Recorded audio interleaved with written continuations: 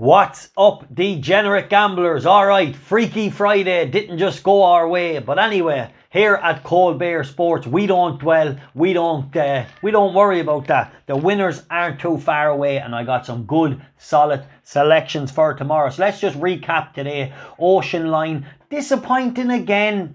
He's just not showing his talent, but for me there today, he looked like a bit of a non-stayer. I'd be willing to give him one more chance, maybe flipping the whole thing upside down, and if I seen him back at a mile or a mile and one, he might be of interest.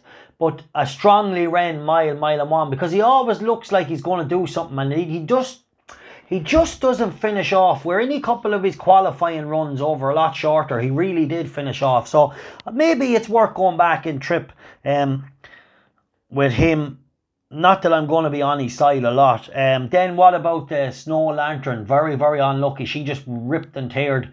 Ran way too keen, but definitely still ran a very, very good race. Don't write off Snow Lantern. Just a weird race. Not much cover for her. Got way too keen and still ran very, very well.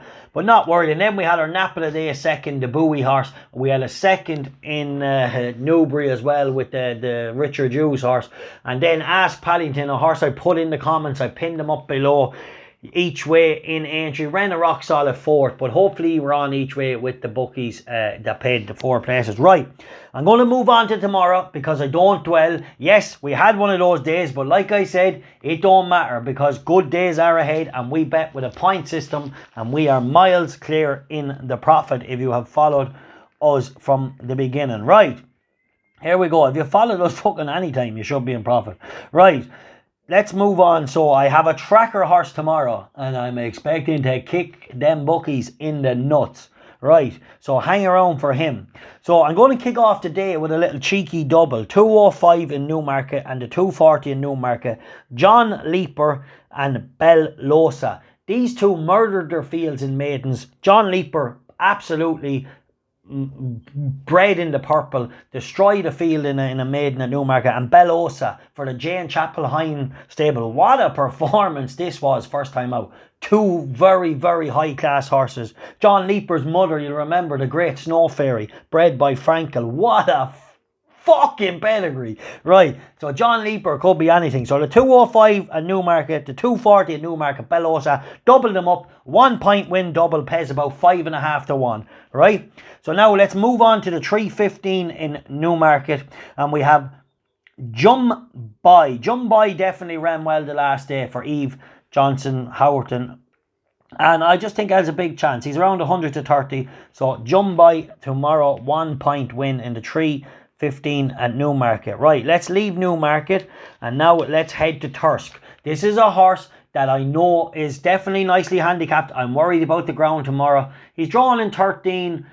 The ground might be a bit softer than ideal, but 𝗪𝗻, ridden by Aiden Brookes, 1 point each way for a well-handicapped horse that's about to come back to form. In Pontefract the last day, he was coming into form, and look, I've been keeping a close eye on this horse. He's one you want on side. Hopefully the soft ground doesn't hinder him tomorrow. 𝗪𝗻 to 210 at 𝗪𝗏. Right, now let's move on to, I suppose we'll just fly to Newbury first before we come to Ireland. Right, so in Newbury, the 335, 𝗨𝗚 Fernandez, a horse of Aidan O'Brien's. You're all familiar with him.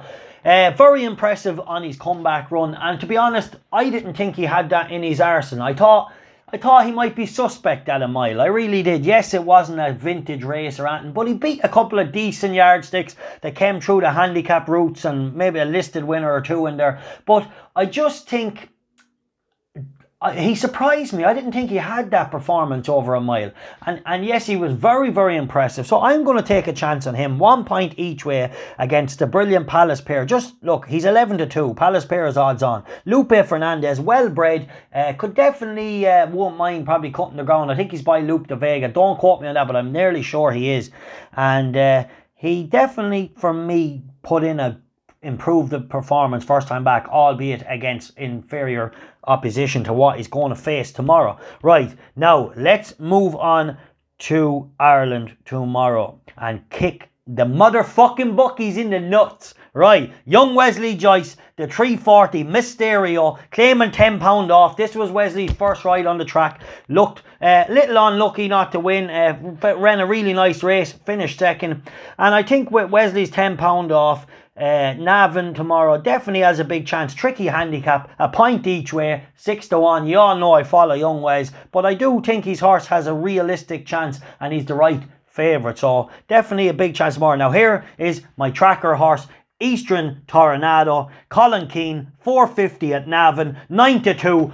3 points win in one of the craziest handicaps ever. You know how hard they are, but this horse is chucked in at the handicap. The time for codding is over. Eastern Tornado tomorrow. Take the money from the bookies.